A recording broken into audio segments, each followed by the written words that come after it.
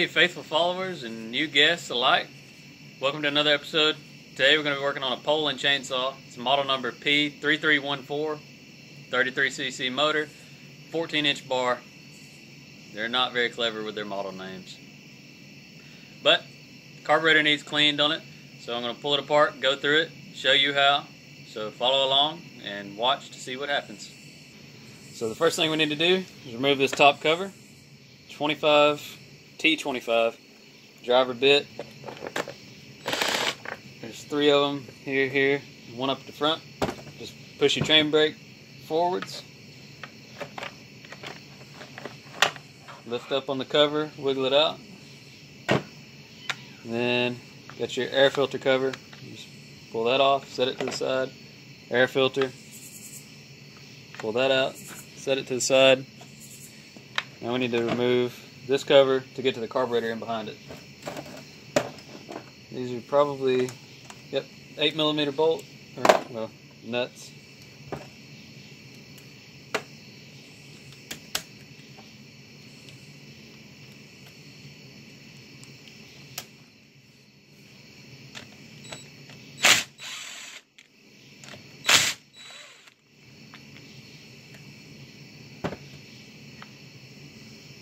And there's another T25 up here.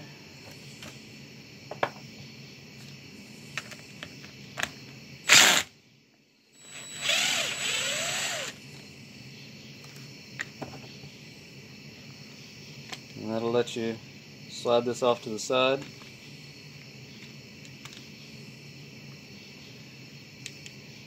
Don't lose your nuts.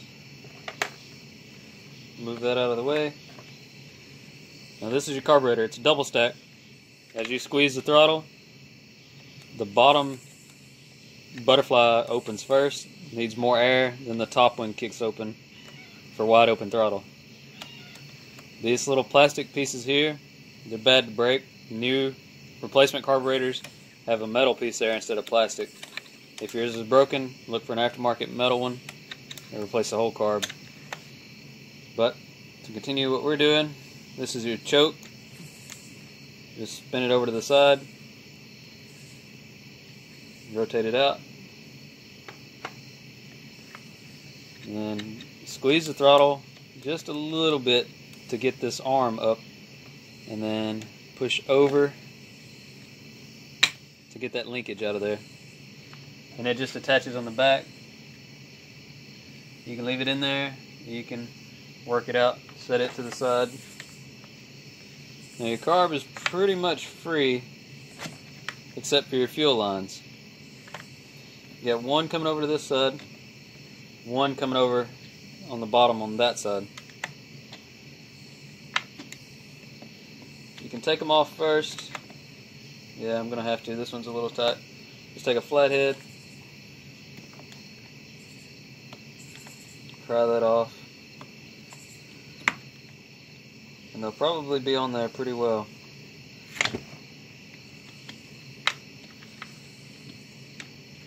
Just remember where they go, where each side is.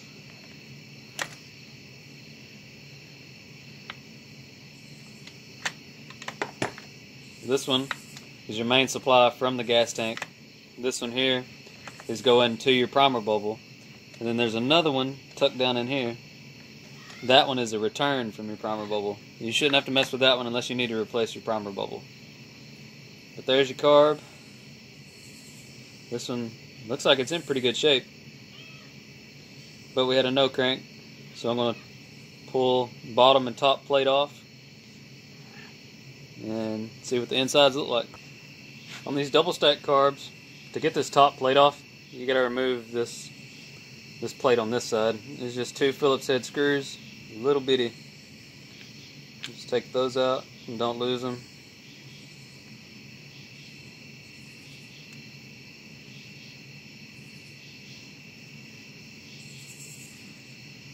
And then this plate can come off. There'll be a gasket there, so try not to rip it. Just kind of work it free.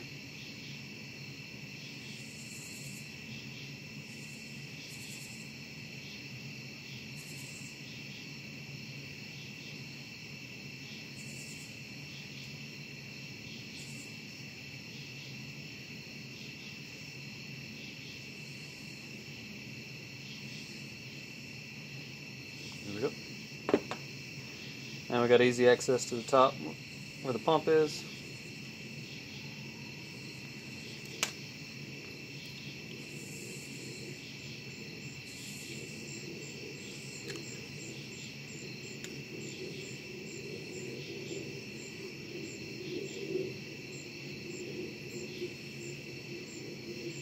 Just press this little lever here.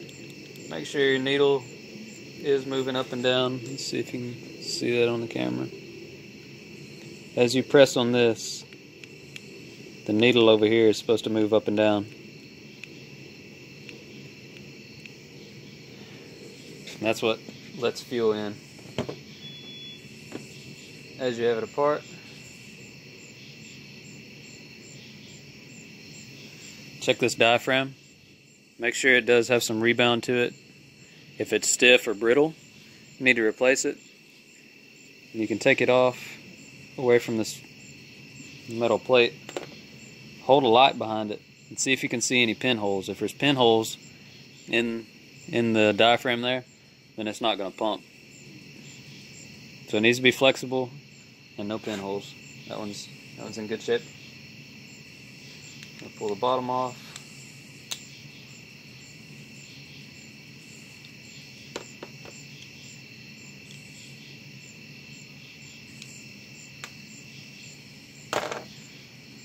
There we go. There's our problem. Okay. So fuel. Yeah, it's on this one. Fuel comes in this hose, and then there's a little wire mesh screen inside that hole there, and it's full of sawdust. That's what saved this carb from sucking that sawdust in through the jets and things. This usually happens when the fuel line has a hole in it, or the filters come off of the fuel line, and it's not filtering the gas as it comes up, it's just sucking it straight out of the tank. Get down. Get down.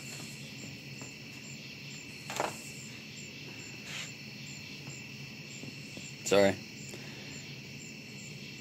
So we need to spray in this hole here, clean the sawdust out, spray through the rest of the carb, make sure none of it did get into any of the passages, but the other side looks pretty clean, so hopefully that screen saved us.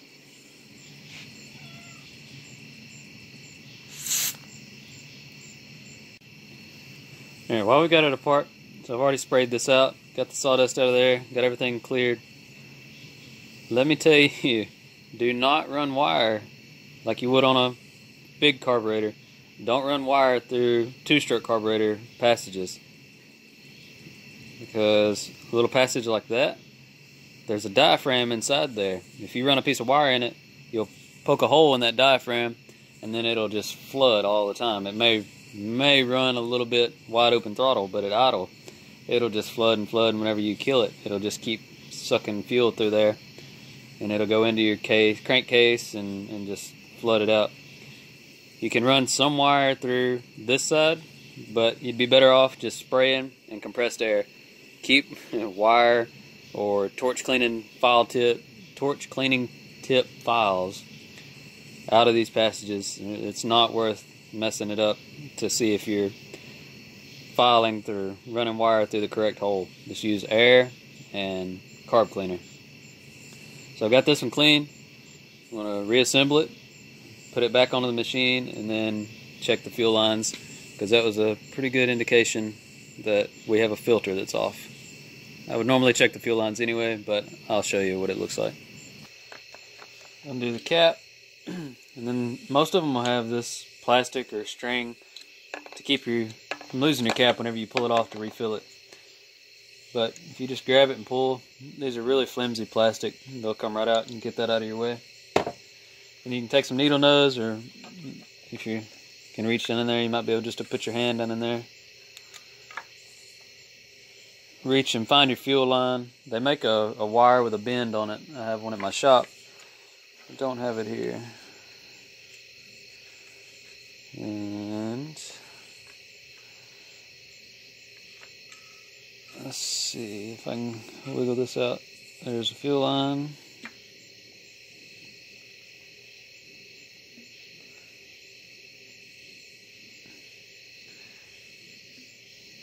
And there's a fuel filter.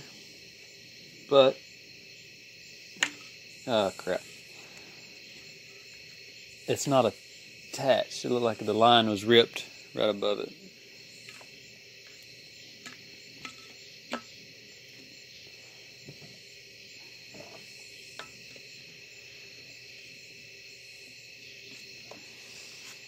Yep. The inside lining of the fuel line has come off. So it's letting it suck debris and everything through the fuel line. I don't have any fuel line here at the house. Got some at the shop, so tomorrow morning when I get there, I'll just have to replace this. But you can go ahead and pull that fuel line out. You can tell where it changes colors. That's where it was in the tank. It's been sitting in gas, and then this is where it was out. You can see there the lining for the fuel line has come out. It's kind of like a sheath almost. So just need to replace that fuel line, and I bet it'll be good to go. I'm gonna leave the carburetor off for now. That way I can get into the fuel line hole a lot easier in the morning. But I will be sure to take a video of it running so I can prove that I do know what I'm talking about.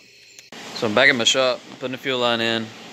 This is 1/4 inch OD, 1/8 inch ID. The hole there is a grommet in it. Run the line through the top, reach in the hole, grab it, pull it out. It really helps if you cut an angle on the tip of the fuel line to get it started and get it through there. Once you drag it out, just clip that off, put your fuel filter on, and then shove it all back up into the tank. So this line will go straight to the carb, and then there'll be a line, this one here, from the carb to the primer bubble. And then from the primer bubble, this one on the bottom, goes back to the tank. And I'll show you in just a few minutes after I get it put back together of it running, hopefully.